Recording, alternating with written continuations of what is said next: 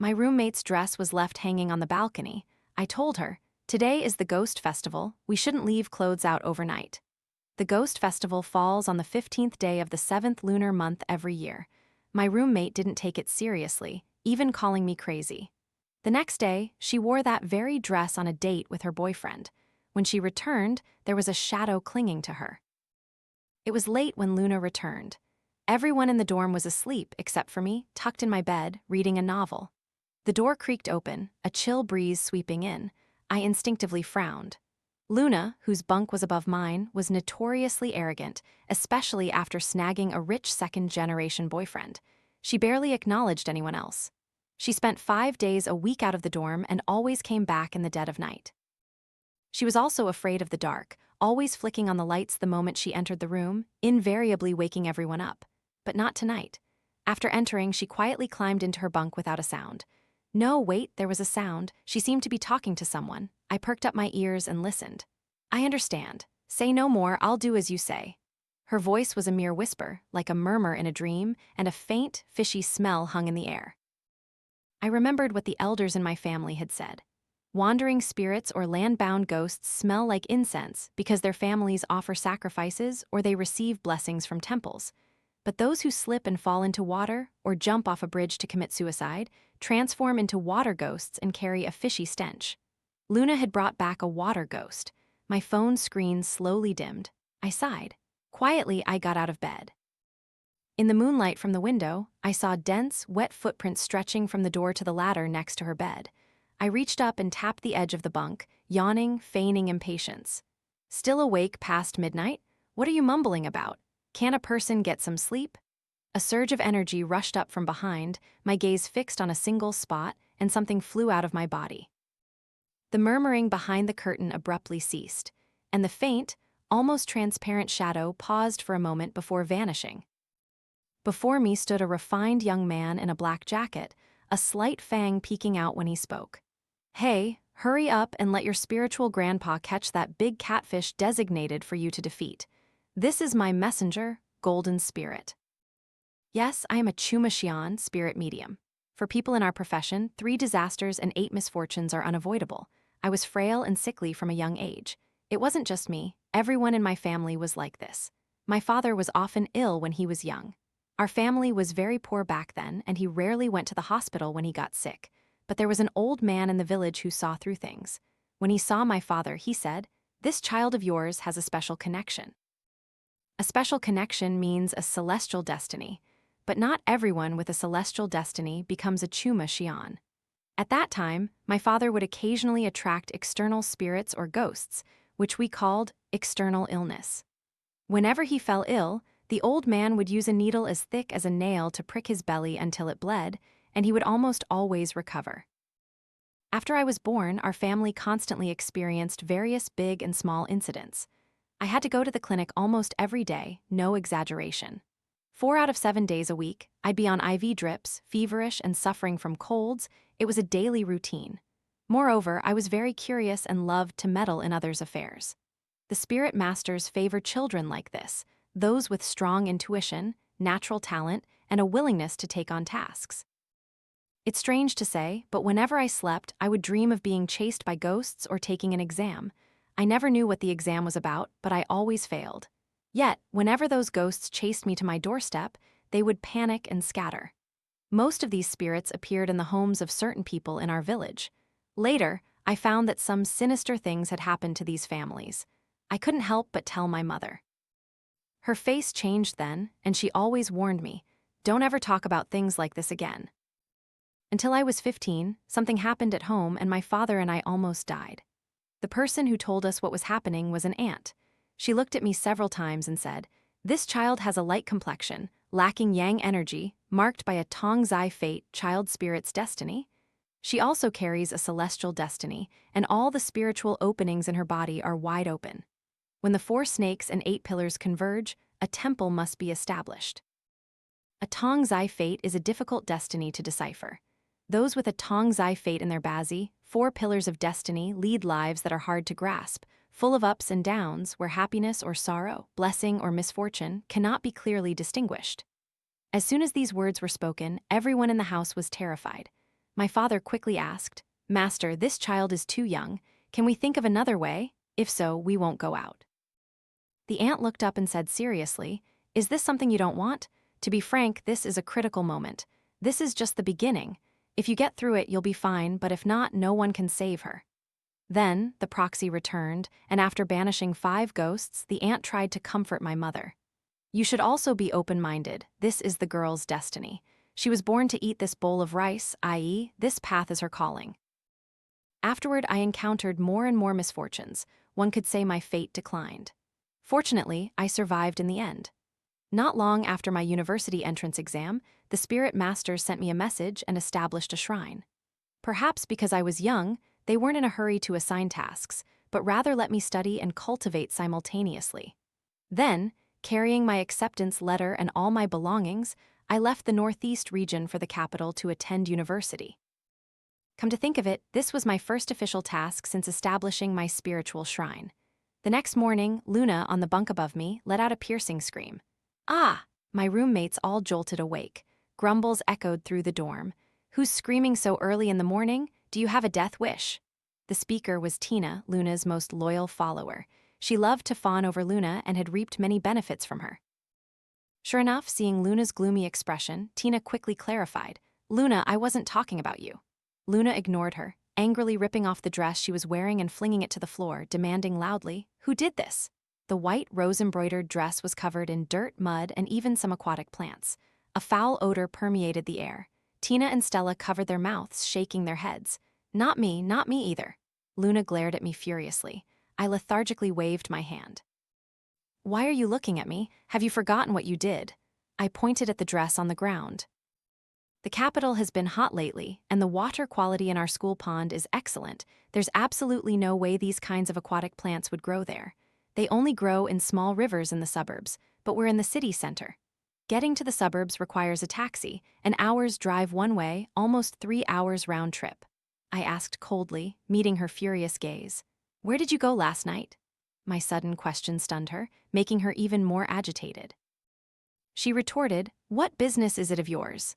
15 kilometers west of the city, in front of a small, empty temple, lay a small river. With every word I spoke, her face grew paler. Seeing her reaction, I knew I was right. Although the water ghost had fled last night, I hadn't come away empty-handed. I'd sent Golden Spirit to follow it.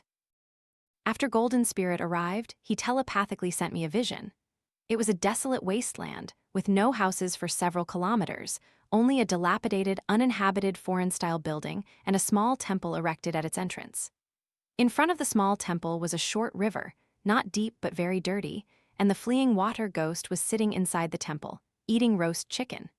To avoid alerting the enemy, Golden Spirit suppressed his anger and rushed back. "That old man's food was delicious. I'm starving, buy me one later." "No, 2 then." Before Luna could say anything, Tina stood up first, pointing her finger at my nose and scolding me. "You Northerners, I've been annoyed with you for a long time, always talking about gods and ghosts. If you're sick, go to the hospital. What kind of university student talks such nonsense?" I wasn't angry. Naturally, if you tell people such things, they might not believe you and might even consider you a superstitious relic of the past. But that's normal for ordinary people. It's best they don't believe, as nothing is more convincing than seeing it with their own eyes. Luna's lips twitched. She wanted to say something but hesitated even more. Finally, Stella couldn't help but step in for Tina. "All right, we're all roommates, let's not say such unpleasant things," she said, looking at me with a slightly embarrassed expression. "Jiangfu, you shouldn't say things like that anymore either. It doesn't sound good to others." I nodded, indicating I understood, and turned to wash my face. That evening, when I returned to the dorm, my mother video called me. After chatting about daily routines, my mother suddenly looked worried. "Are you alone in the dorm?" I replied. "Yes, my roommates went to the cafeteria and haven't returned yet, so it's just me." Only then did my mother breathe a sigh of relief, asking me, "After you got to school, where did you put your altar items? Your dorm mates don't know about your situation, do they?" I said, opening my takeaway bag, "I rented a place outside, the altar items are there. I go to set up offerings every week. Listen to your mother, don't let anyone know you're a Ma Zioner spirit medium. It's not a feudal superstition anymore, don't let others report you and get you expelled." My mother started her lengthy lecture again. I ladled a piece of mushroom-stewed chicken and picked some meat into an empty bowl beside me. I know, but if something really happens, I won't hide it. Even if I don't have much power, I won't stand by if someone's life is threatened. Seeing my stubbornness, my mother sat up from her bed. Oh, you little rascal, just wait until you come home. If I don't hit you with a feather duster, we'll see if you're still so obstinate. The woman on the video continued to talk nonstop, her eyes filled with undeniable worry, even as her mouth kept scolding. You and your deceased father, you two just invite trouble, always taking on burdens. I must have owed you both in a past life. After hanging up, I started to clear away my finished meal. Just then, the door burst open, and Tina stormed in, furious, stopping right in front of me. See, I told you she wasn't normal. Jiangfu, you're a shamaness. Following her were Luna and Stella, both looking at me with complex expressions. I wished I could explain. I'm not a shamaness, I slowly clarified. A martial Tongzi, fighting medium, operates that way. I'm a literary Tongzi, observing medium. I just observe situations, I don't get possessed. Is that the crucial point? Luna was unusually quiet today. She was usually arrogant and loved to draw attention, but now she was subdued. Tina was still screaming. I feel sick thinking that we're living with a fraud, someone who pretends to be a god or ghost. I'm going to report you to the student council, she said and headed out, but her sleeve was yanked back. Surprisingly, it wasn't Stella who stopped her, but Luna. Her face was pale and her lips trembled as she said, "Don't go." Perhaps feeling a bit abrupt, she forced a smile. We're all in the same dorm. If you don't want to live with her, you can move out, but if you report her, I won't consider you my friend. In the end, Tina didn't dare to leave. She wasn't afraid of losing a friend, but of losing her golden leg to cling to. I cleared the table while telling them, I am a Ma Zioner spirit medium. People in our profession are indeed very unpopular. Most people think we're a bit crazy and liars, only in it for the money. But I'm not like that. I say truth is truth and falsehood is falsehood. If you don't believe me, you can ask Luna. She knows best. Luna, suddenly mentioned, was a little flustered. I don't know. Today, her light makeup couldn't hide the dark circles under her eyes. As for Luna, in my eyes, the yin energy from the soles of her feet had already spread to the top of her head. This was clearly not just simple harassment, it was highly likely that. Did you have relations with it? Though it was a question, I was very certain. Luna bit her lip tightly and bowed her head. Yes, but I didn't do it willingly. It was him, wasn't it? I clearly remember I was out with my boyfriend. Yes, my boyfriend. She frantically pulled out her phone, dialed, and put it on speaker. On the other end, Dean's gentle voice called her. What's wrong, my love? Luna pretended to be calm and probed. Dean, where were you last night? Dean sounded a little flustered. I was in the dorm last night, my love. Did you hear something? Don't listen to their nonsense. Before he could finish, Luna hung up. Her face was drenched in tears, almost despairing. No, it shouldn't be like this. I wanted to tell her it wasn't that bad. Luna suddenly spun around, her eyes wide, staring at the dorm door, not knowing whether to cry or laugh. She kept mumbling, he's coming, he's coming. Suddenly, a strong gust of wind blew, tearing the door open. Several sedan chair bearers in ancient attire carried a red and black sedan chair inside, solemnly shouting, "The river god takes a wife. Idlers retreat." As the sound echoed, the sedan chair seemed to possess a magnetic force, throwing everyone's minds into a panic. Terror was still frozen on Luna's face, yet she couldn't control her legs, moving forward step by step. Before she had taken 2 steps, a hand landed on her shoulder. I held her, a chill in my eyes. I spoke, my voice carrying an intimidating tone that made people shudder.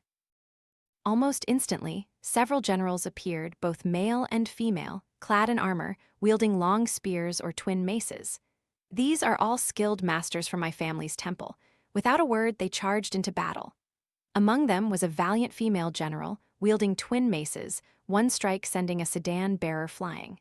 This was Mang Tianjiao, the general of the Serpent Hall, renowned for her hatred of evil. Although the sedan bearers were old ghosts, they couldn't withstand the attacks of the spirit generals.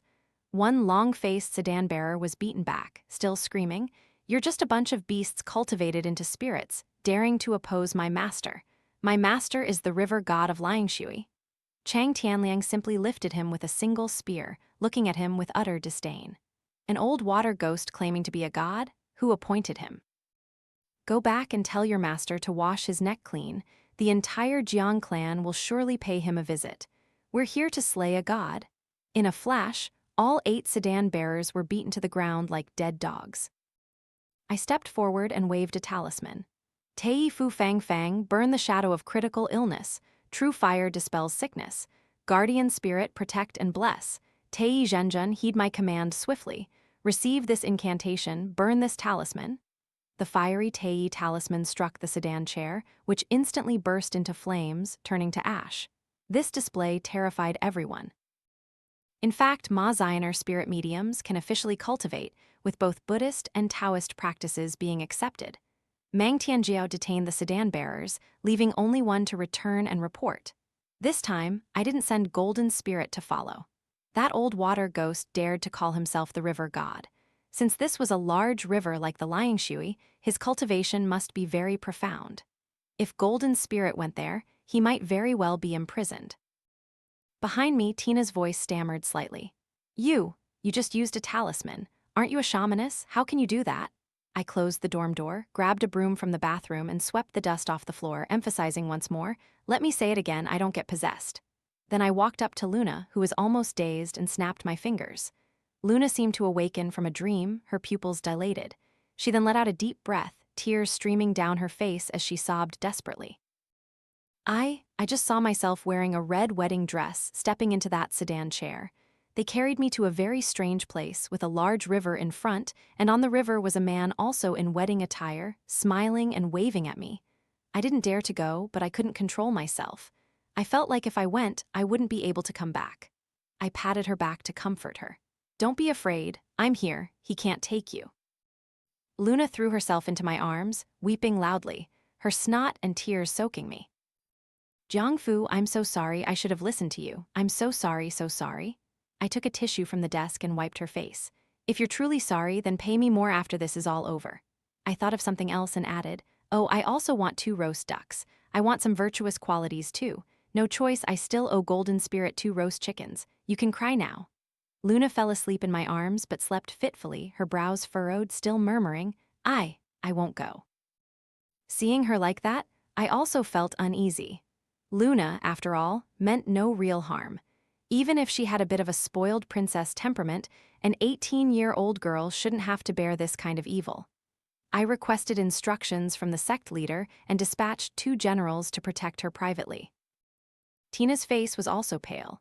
Although she hadn't seen those things herself, the dorm door suddenly flying open and Luna's abnormal behavior, coupled with the talisman in Jiangfu's hand spontaneously catching fire, made her realize that none of this was fake. Luna was sleeping on my bed. To resolve this matter as soon as possible, I planned to stay up late tonight to draw talismans. The moment this thought crossed my mind, I was unexpectedly slapped on the back of my head. How many times have I told you? Staying up late harms your kidneys, depletes your kidney qi. The kidneys belong to yin, and an imbalance of yin and yang will be detrimental to your cultivation. Go to bed now, this is not good. I knew immediately it was my family's short-tempered grandmaster of the hall. Grandmaster who?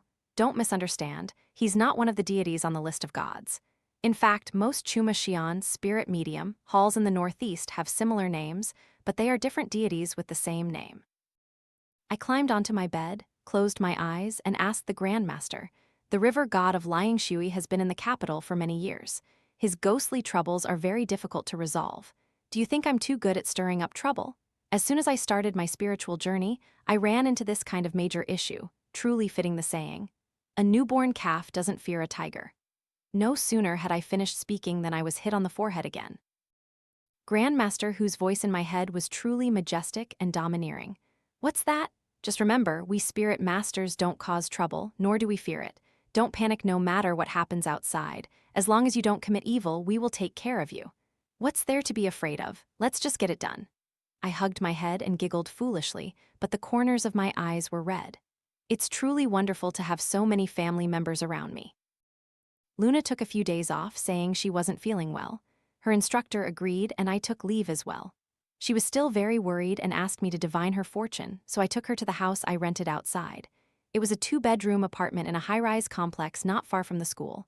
As soon as we entered, I opened the window for ventilation, then went to the altar and offered fresh fruits. Luna looked left and right, feeling very embarrassed. I asked her, "Do you have any cash?" She pulled out a stack of money from her wallet, and I took out a single 100 yuan note. That was enough. I placed the money under the incense burner, lit 3 sticks of incense, and sat at the table. Extend your left hand, I instructed. Luna obediently offered her hand. I used 2 fingers to feel her pulse. I pursed my lips. You're too weak, your pulse is blocked. Then I touched a few of her fingers before switching to her right hand.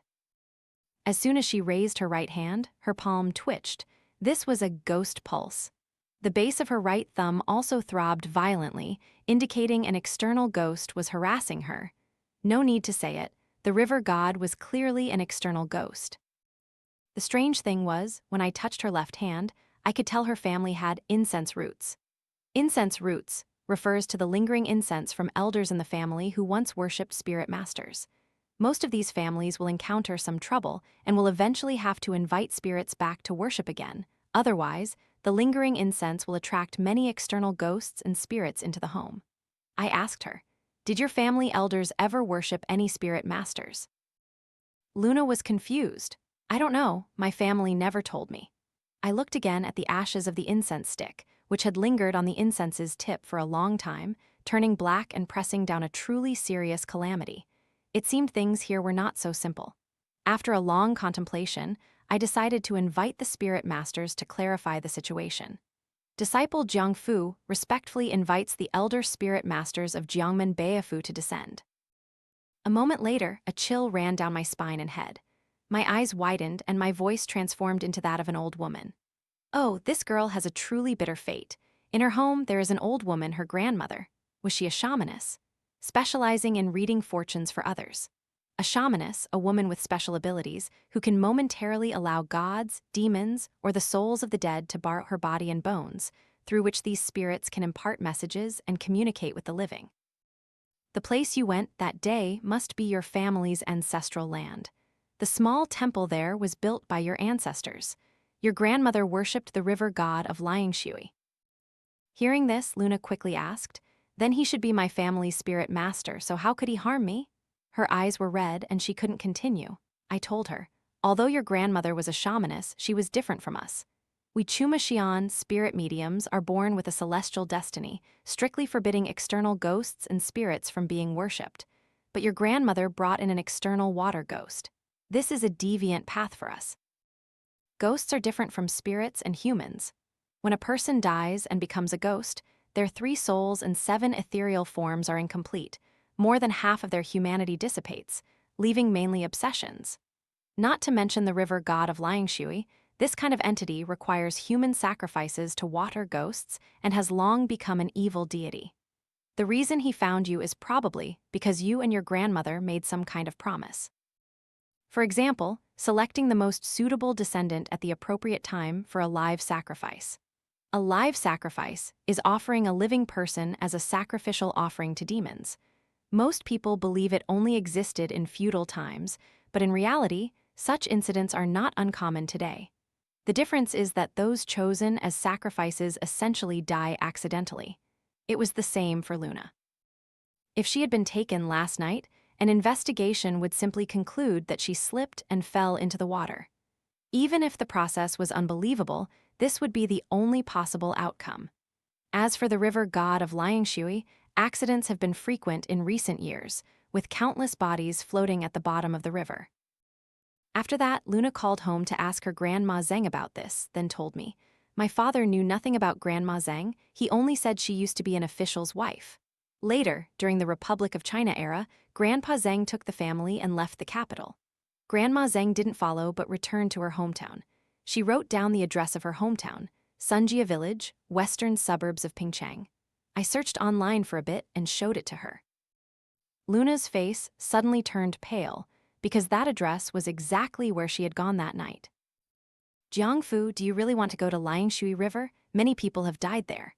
Although she knew she was protected by spirits, she was still scared. "Not only do I have to go, but you have to go too. I won't feel at ease leaving you alone in the dorm." She stammered, I have to go too, I won't go. No matter what, I won't go, I'll just be in the way." I took out several talismans from my bag and handed them to her. "I won't be here. Aren't you afraid the river god will come?" "Who will protect you then? The 2 spirits I sent to protect you cannot defeat him. A century-old ghost has harmed countless people over the years. All things are created by humans, even ghosts can cultivate many times faster than beasts.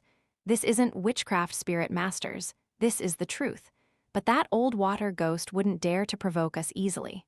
After all, Chuma Xian, spirit mediums, also have their own circle. To put it bluntly, there are people above us whom he cannot afford to offend, nor can he bear the karma. Luna helped me pack my belongings with a sad expression. Tina wasn't in the dorm. She wanted to stay home for a few days and would return after this matter was resolved. When Stella returned from class, she saw me taking out a pile of items and tilted her head to look. "Are these all things you made?" "Yes."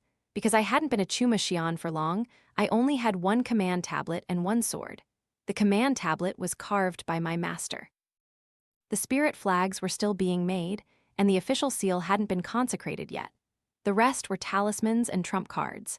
That was my master's command, capable of temporarily summoning 5 fierce spirit soldiers in times of crisis. It just so happened that my master was staying at Baiyun Temple in the capital, so transferring the 5 spirit soldiers was convenient. I packed my things and spoke to Stella before leaving. "Tonight will probably not be peaceful. It's best if you don't stay in the dorm." She was silent for a moment, then stopped me. "Wait a moment." I was a bit confused. Then I saw Stella pull out a mask and 2 flags from a suitcase under her bed. There was also a dark-colored costume with a sash and battle flags that looked familiar. This was a new mask and costume. I was a bit shocked. I hadn't expected Stella to be a fellow practitioner. Nuo, like a shaman, is a branch of ancient magic, its main purpose being to perform rituals to worship gods and pray for blessings. Stella put on the Nuo costume, hanging the mask behind her head, tucking the flags into her hands, her narrow eyes shining brightly. "I'll go with you." When we hailed a taxi, the driver heard we were going to the western suburbs. "Are you ladies going to the comic convention in the West?" He clearly thought Stella was cosplaying. Fearing the driver would think too much, we finally parked next to an abandoned factory about a kilometer from our destination. I pointed ahead. "Not far now, let's walk the rest of the way." From the moment we got out of the car, Luna clutched my arm in fear. Not far from the river. "Help, help me!" A woman's voice suddenly cried out, a faint smell of fresh blood in the air. I ran over and saw several dark figures pressing down on a pregnant woman, blood still gushing from beneath her body. My gaze sharpened. Golden Spirit appeared and lunged forward, kicking and punching the figures. A bunch of scoundrels daring to kill someone in front of Spirit Grandfather. After helping the woman sit up, Stella took out some tissues to wipe the blood from her. Luna mumbled, "Why is there a pregnant woman in this desolate place?" She pulled out her mobile phone, wanting to call 120, but I stopped her. "Don't call. What she's carrying isn't a human fetus. Although there's a lot of blood on the woman's body, most of it isn't hers." Yin energy swirled, penetrating her belly. I could see a growing baby inside, grinning at me. A demon, crushed under Golden Spirit's foot, shrieked, "Don't interfere. This is our river god's consort. The one in her belly is our young master. If you delay the consort's delivery, the river god won't let you go." Golden Spirit stomped on his head, crushing it. "Shut up. Are you allowed to speak?" "The river god again?" Stella's expression was grim. "This living person carries evil intent. This fetus cannot be kept. If it's born, it will certainly be more difficult to deal with than the river god himself." As soon as she heard, "River god," Luna trembled. "So what should we do?" The weak woman was almost dying, her lips constantly moving. Kill me, I don't want to give birth to him." I took out a cinnabar yellow paper talisman from my backpack, sat cross-legged on the ground, and carefully drew a fetus-binding talisman. With a flick of my hand, I placed it on the woman's bleeding abdomen, gently comforting her. "In this life, you must fight to the end, you must take a risk. Try to survive, leave the rest to me." A human fetus would have safely fallen, but the demon fetus tried to crawl out, getting stuck. The fetus-binding talisman only contains human fetal spirits. The spiritual energy within it is what demons fear most. A demon fetus is born by sucking the life force from its mother's flesh and blood, and the mother dies when the fetus is born. The demon fetus, trapped in the womb and unable to escape, sneered, then strained its neck and wailed. "Ooh-wah-wah-wah." The cries alerted the water ghosts in the Liangshui River. "Who dares touch my son?" Malevolent energy almost materialized, a murderous aura striking back, carrying a strong fishy stench. A middle-aged old ghost, dressed like a landlord in a red and black robe, flew over. Without a word, his 5 fingers transformed into claws, pressing against my throat. I formed the lightning seal with my hand, rapidly chanting an incantation. 5 thunders manifest 1,000 truths. My command aligns with these forms. The supreme golden mouth bestows instruction, teaching me how to be reborn. Divine soldiers, heed my urgent command. The moment the words ended, lightning crackled around me. The withered hand touched my skin for an instant. Boom! Struck black by the lightning, he was thrown back several steps. How can you? A Ma Zioner knows Maotian magic? I gave a cold laugh, offering no reply. I pulled out my command token and loudly declared, Disciple Jiangfu, today I invite all spirit masters of Jiangmen Beifu to descend from the mountains and slay the god. As soon as my voice faded, numerous figures gradually appeared before him, tall and short, fat and thin, male and female, over 100 spirits. Mang Tianjiao and Chang Tianliang, who were there earlier, were present too.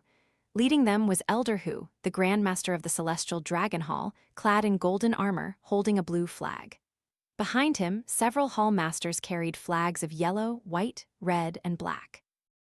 The Grand Master of the Celestial Dragon Hall was carrying a square jade seal. Jiangmen Beifu is here today by the general's command to slay the river god of Liangshui, Zhao Fengyan, just as we leave the mountains. There was no other way. This kind of battle required calling upon the elder spirit masters. My Taoist magic was not yet sufficient. It was enough to banish ghosts and suppress evil, but not to kill them. Zhao Fengyan could call himself a river god, and his subordinates surely included other spiritual mediums, Ma Zai. He waved his hand, and many water ghosts crawled out from the river, densely packed, including men, women, old, and young. Though I tried to maintain my decorum, I couldn't help but be coarse. Damn it, they're even snatching souls. Although the souls of those who die unjustly find it difficult to reincarnate, Zhao Fengyan harmed people, refined souls into ghosts, offered live sacrifices, nurtured demon fetuses, and refined souls into ghosts. Listing these crimes was enough to send him to the 18 layers of hell 100 times over. What was even more astonishing was that as more and more ghosts crawled out of the river, through the murky water, countless bones could be seen beneath, over 1,000 skeletons. I turned to Stella and told her to protect Luna. Then I drew the sword from my back and charged into the swarm of ghosts, fighting alongside the spirit masters. Stella wore her mask, chanting. The flags on her back stood erect without wind, and the white mask seemed to adhere tightly to her face, making her look less human and more like a divine general.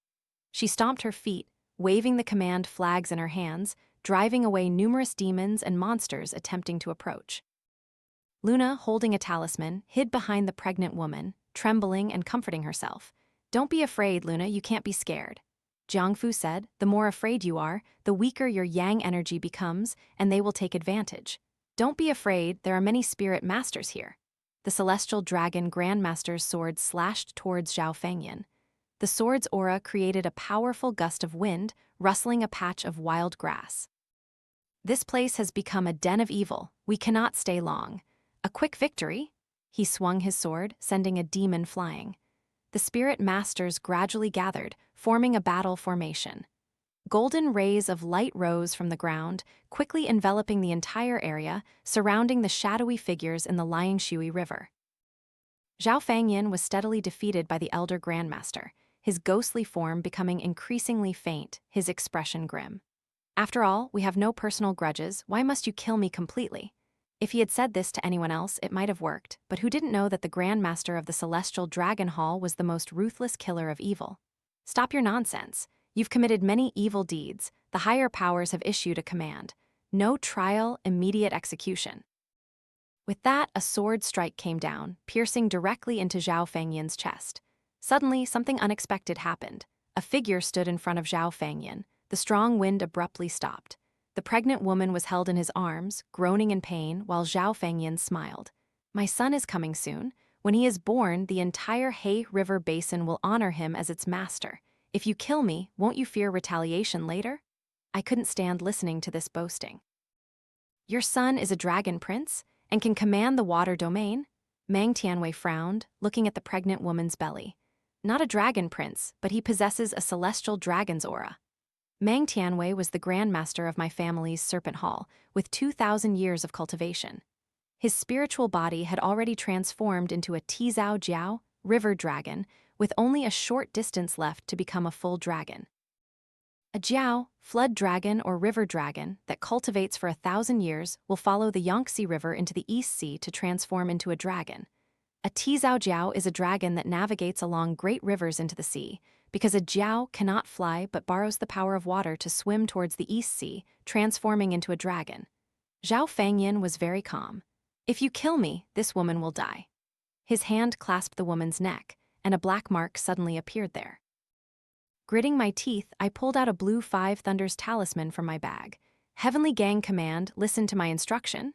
The moment I began chanting, the talisman was snatched away. "Don't you want to live?" Golden Spirit scolded. "Activating such a high-level talisman forcefully, you might lose your life to resist." I gave a wry smile. He had a hostage. If we held back longer, I was afraid the woman wouldn't last. My master had given me a similar talisman, but my cultivation was still far from sufficient to wield it. Golden Spirit made up his mind, gritting his teeth. "Today, let Spirit Grandfather give it a try." With that, he transformed into a streak of light and flew out, striking Zhao Fangyin in the middle of his back. Before he could even touch Zhao Fangyin, he was snatched by a colossal hand. It was more like a claw than a hand, a giant white claw that seemed to appear from the void behind Zhao Fangyin. Next came the head, a camel's head with deer horns. As the space expanded, a body over 10 meters long emerged, covered in silvery white scales, noble and inviolable. It squeezed Golden Spirit like a chicken, then tossed him aside. I gaped, then blurted out, "Holy hell! Did a dragon actually come here? What kind of background does this Liangshui River have? There's no sea around the capital, so where did this dragon come from? Could it be that this sun is a reincarnation of a dragon?" Just as I was confused, the white dragon raised its claw and slapped the river god. Zhao Fangyin was slammed into the ground like a swatted fly. The pregnant woman was moved aside by Golden Spirit and taken care of by Stella. Raising its dragon head high, the white dragon exhaled, its 2 whiskers trembling. "You dared to steal my dragon scales, you little demon of Liangshui River." After struggling to pull his face out of the mud, Zhao Fangyin knelt on the ground, trembling as if with Parkinson's. "This humble deity greets the little dragon king. This humble deity had no choice but to do so. My son died before he was born, and to keep him, this humble deity had no choice but to borrow your divine power." The little dragon king didn't believe his lies at all. "When a person dies and enters reincarnation, you forced him to stay for 100 years, causing widespread resentment. I will punish you with utter annihilation." Having said that, the white dragon bared its mouth and spat out a ball of lightning. Zhao Fangyin's eyes widened in fear. "No!" He tried to flee, but before he could even stand up, he was struck by the lightning ball. Golden light engulfed him, and dark energy dispersed everywhere. After slaying the river god of Liangshui, the white dragon turned its attention to the blood-soaked pregnant woman. Seeing this, I immediately ran and stood in front of her. "She's also a victim. Please, dragon god, consider her innocent and don't punish her." The white dragon king glanced, then sneered coldly. "This girl, how could I not kill her?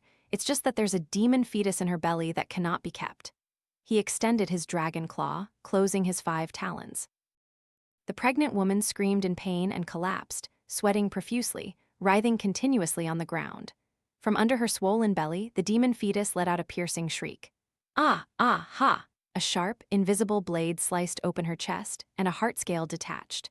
The demon fetus closed its eyes unwillingly, transforming into a stream of foul-smelling, murky wastewater that flowed out from the woman's belly.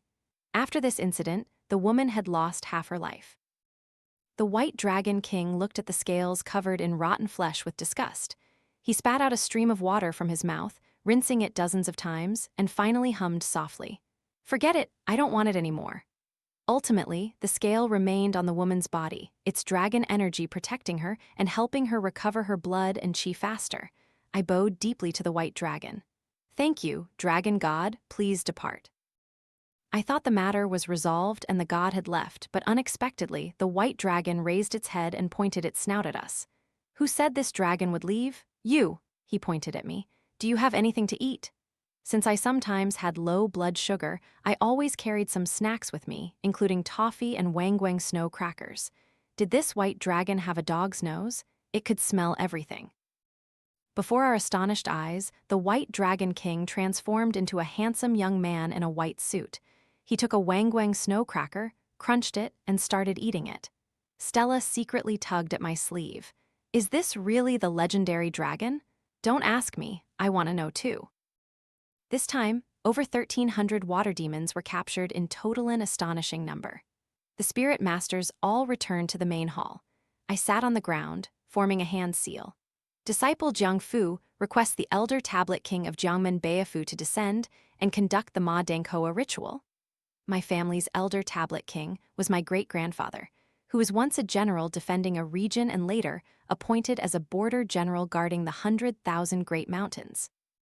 Under his command were many Yin soldiers, but their deployment required proper procedures. My great-grandfather, riding a tall horse, arrived with a command token. Ziofu, you've done very well. Now leave the rest to great-grandpa. Guards, detain these demonic beings and take them to the city god temple for judgment. This is the hand-iron process. They will go to the city god to verify their identities and be judged on whether they committed crimes and how severe they were. Afterward, they will be sent back to the underworld for punishment or to await reincarnation. A group of heavily armored Yin soldiers entered, wearing handcuffs and leg irons, seizing the ghost souls as they headed towards the city god temple. After finishing his snow crackers, the White Dragon King told me, "Go back and buy a dragon plaque to carry with you. Remember, it must be made of jade." On the way back, Stella grew even more curious about me. "Are all you Ma Zioner from the northeast so powerful?" Luna also came over. "Aren't Taoist priests the strongest? Everyone says Ma Zioner are mostly frauds." She quickly waved her hand. "I wasn't talking about you, Jiangfu. We've all seen your abilities." I smiled, unconcerned. The market is indeed chaotic now, with Chuma Xian everywhere, making it hard to distinguish true from false. However, I do my good, he does his evil. No one can truly discern right from wrong. Luna was half understanding, half confused. "So why do you know Taoism? Aren't you a Ma Zioner?" I explained to her. "Chuma and cultivation are not contradictory. A disciple with a Chuma destiny will have 3 masters: a spirit master, Xianxi behind them, a hall-opening master, Kaitangxi, and a cultivation master, Tu Xingxi. The spirit master behind them is from the family's spirit hall. The hall-opening master is the one who establishes the Chuma shrine. The cultivation master can be a disciple of Taoism or Buddhism." I clearly remember that water ghost saying you used Maoshan magic, so is your master a disciple of Maoshan? She asked again. I nodded. "Yes, he's currently at Beiyun Temple. If there's a chance, I'll take you to visit him." Luna nodded excitedly. In her mind, the image of an ethereal Taoist priest had appeared. Stella quickly raised her hand. "I want to go too." The woman was finally taken by Luna to a private hospital. When her identity was checked, she knew nothing. "I don't remember." We had no choice but to call the police. The police checked their records. It was discovered that this woman had been missing for 20 years and her name was Lu Hongya. Luna couldn't believe it when she heard the name. "My aunt's name is Lu Hongya. She went missing before I was born. I heard my father say she was abducted. It can't be such a coincidence." Looking at their appearance, it was very strange. They didn't resemble each other, nor did they share any blood relation. Later, I learned that this person was a child Luna's grandmother had taken in. Luna told her parents about this matter. Of course, the process was slightly altered. They might not believe her if she told them such a story.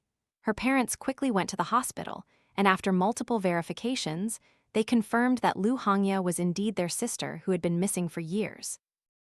The Lu family rejoiced, crying and embracing each other in the hospital room. Whenever Luna brought up this matter, she would hold my hand and thank me repeatedly. "Thank you, Jiangfu, thank you so much. Boo-hoo-hoo, without you, I would be dead by now." I put my hand over her mouth. "No need to thank me," I declined. "Let's settle the payment here. 30,000 yuan. WeChat, Alipay, or cash?" Alipay received 30,000 yuan. I turned around and transferred 28,000 yuan to another account. Luna also felt my fee was very cheap, and at the same time said that her family owned a restaurant and her father was very wealthy, so she could do more. I read that geomancy masters in novels charge 6 or 7 figures for one consultation. You're charging too little. This silly girl, there are still customers who aren't satisfied with paying so little. I looked at a thank you message sent by an organization on my phone. I just told her without looking up. There's a life for making money, but not necessarily a life for spending it. Few days later, I prepared some items and went by myself to the abandoned ancestral land of the Lu family. Although the river god of Liangshui was gone, the small foreign-style building stood alone amidst the wasteland, looking somewhat eerie.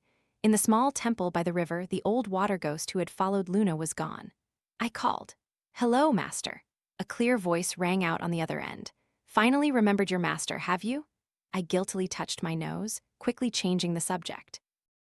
"Could you recommend a demolition team for me? There's a dilapidated temple in the western suburbs, and I think there might be something underneath." Not long after hanging up, the demolition team arrived. My master also came along. Master Joe, 23 or 24 years old with a gentle disposition and a clear face, walked over in a dark Taoist robe, silently but clearly angry. I rubbed my head, grimacing in pain. "Why do you always hit my head? You'll make me dizzy and cry." Master Joe glared at me angrily. "I didn't realize you were so smart." He then walked around the Western-style building and stopped in front of the temple. I followed him, smiling as I asked, "What's under here?" "Ah," I said, my feeling was very accurate. Master Joe waved his hand, and the demolition team advanced with an excavator. He pointed at the small Western-style building. "Tear it all down and dig 4.5 meters deep. Remember to be gentle, don't damage what's underneath." The smile on my face instantly froze. The demolition team's excavator was very efficient. A moment later, something was dug out. I bent down to look. It was precisely a coffin made of peach wood, covered in cinnabar and black dog's blood, sealed with iron nails, and even bound with chains, with many torn and tattered talismans scattered on it. It is said that in front of the grave there is a black dog smeared with blood, and behind it, a 3-inch nail. This is one of the most malicious and virtue-damaging feng shui techniques, often used to sabotage others' ancestral graves. But using this to seal a coffin not only harms the feng shui, but also seals the coffin's occupant, preventing them from ever entering reincarnation. I just didn't know who was sealed inside the coffin. Perhaps sensing my thoughts, Master Joe shook his head. "There's nothing inside." I frowned. I had thought that after dealing with the river god of Liangshui, everything would be fine, but it turned out this was just the beginning. Master Joe instructed someone to carry the coffin to Baiyun Temple. Then he pulled out a lollipop from somewhere and put it in my mouth. "If the sky falls, there's a tall man to hold it up. You don't need to worry about being crushed." He took out another one and put it in my mouth. I was a bit unconvinced. What's wrong with being short? The river god of Liangshui still had to be dealt with by me, didn't he? "You still dare to bring that up? Didn't I tell you to come to me if anything happened? I'm your master. How dare you hide such a big matter from me? What if something had happened to you? Do you play mini games on WeChat? You can still revive after dying." The more I spoke, the more guilty I felt. "So what if you're my master? You're not my father. I can't just come to you for everything." Master Joe was truly provoked by me, so angry he almost left. Disobedient disciple, disobedient disciple. I don't know who begged me to take them as a disciple back then. A day later, Master Joe said he wanted to visit our school.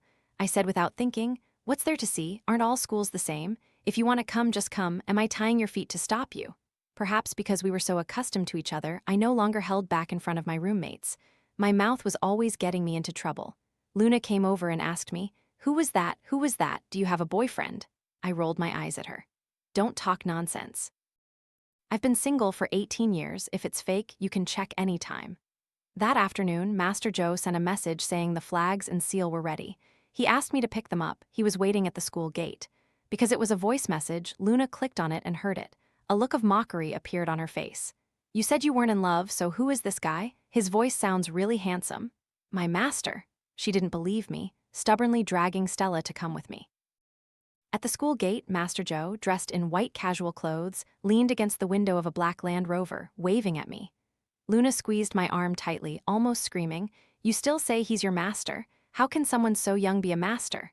Are you fooling people?" Stella also looked unconvinced. I sighed, pointing at Master Joe. "This is Master Joe, my master.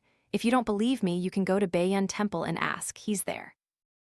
"Luna, is the threshold to become a Taoist priest so high now?" I obtained some command flags and the Grand Seal as desired. The seal that Grandmaster Celestial Dragon held before was merely a spiritual artifact, not a physical entity. Command flags, seals, and swords are essential ritual tools in the Ma Tang Spirit Medium Hall. They are taught in the spiritual realm, and then real items must be prepared in the physical world. Master Joe treated us to a meal and then drove us back to the dorm. When I returned to the dorm and opened the door, a girl was packing her belongings inside. I said, "Sorry, I must have the wrong door." Just as I was about to close it, I realized the room number was 320. The girl smiled, revealing a small fang. "You're not mistaken, this is room 320.